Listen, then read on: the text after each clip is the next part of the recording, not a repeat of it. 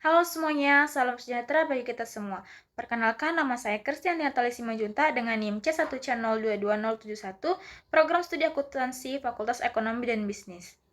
Di sini saya akan menjelaskan tentang PPh orang pribadi, di mana ini merupakan tugas perpajakan 2 dengan dosen pengampu Bapak Dr. Wirme Eka Putra, SEMSI. Baiklah, untuk materi pertama itu tentang definisi PPh orang pribadi. Pajak penghasilan pribadi umumnya dikenal sebagai pajak penghasilan orang pribadi atau PPh-OP. PPh-OP adalah pengenaan pajak terhadap subjek pajak milik orang pribadi atas penghasilan atau pendapatan yang diterima atau diperoleh dalam tahun pajak. Pajak penghasilan orang pribadi atau PPh orang pribadi adalah pajak yang dikenakan kepada setiap orang pribadi yang menerima penghasilan dari sumber-sumber tertentu di Indonesia. PPh orang pribadi terbagi menjadi beberapa tingkatan tarif yang berbeda, tergantung pada jumlah penghasilan yang diterima oleh seseorang. Kemudian, subjek PPh orang pribadi. Subjek pajak penghasilan orang pribadi atau PPh-OP terbagi menjadi dua jenis, yaitu yang pertama, subjek pajak penghasilan orang pribadi dalam negeri. PPh orang pribadi dalam negeri ini dikenakan pada bagi WPOP yang telah menerima atau memperoleh penghasilan yang besarnya melebihi penghasilan tidak kena pajak atau PTKP. Kemudian yang kedua, subjek pajak penghasilan orang pribadi luar negeri, masih sesuai Undang-Undang Cipta Kerja. Sedangkan subjek PPh orang pribadi luar negeri WP orang pribadi orang pribadi yang tidak bertempat tinggal di Indonesia. WNA yang berada di Indonesia tidak lebih dari 183 hari dalam jangka waktu 12 bulan dan WNI yang berada di luar Indonesia lebih dari 183 hari dalam jangka waktu 12 bulan serta memenuhi persyaratan. Kemudian, objek PPh orang pribadi.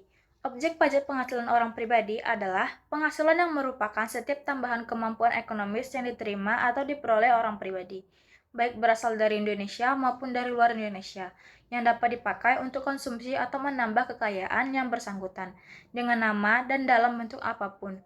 Jenis-jenis objek pajak penghasilan orang pribadi merujuk pasal 4 ayat 1 Undang-Undang PPh nomor 36 tahun 2008. Adapun jenis-jenis objek PPh orang pribadi yaitu yang pertama, penghasilan dari pekerjaan, yang kedua, penghasilan dari modal atau investasi, yang ketiga, penghasilan lain-lain. Kemudian, norma perhitungan PPh orang pribadi.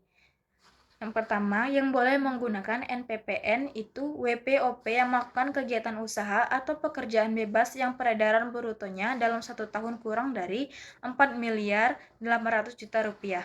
Boleh menghitung penghasilan neto dengan menggunakan norma penghitungan penghasilan neto dengan syarat memberitahukan kepada Direktur Jenderal Pajak dalam jangka waktu 3 bulan pertama dari tahun pajak yang bersangkutan.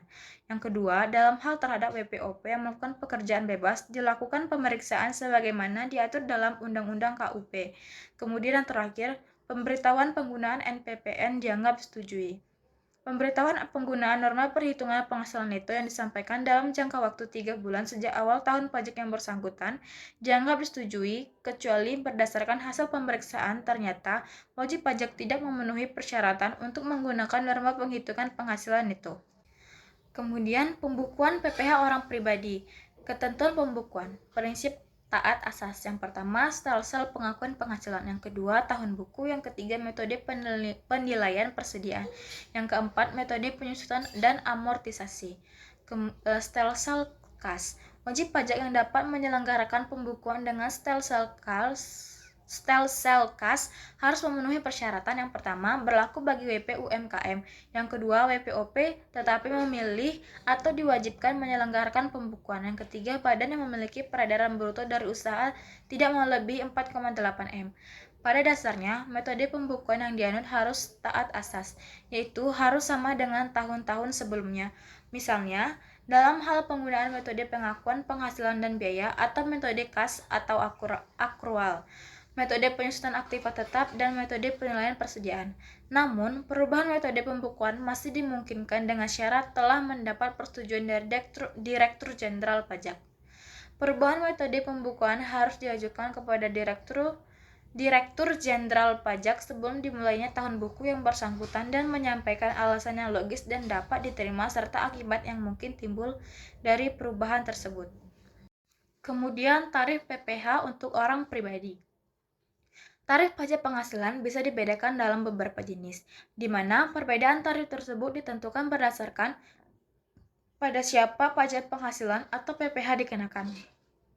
Yang pertama yaitu tarif PPh untuk wajib pajak atau WP orang pribadi dalam negeri.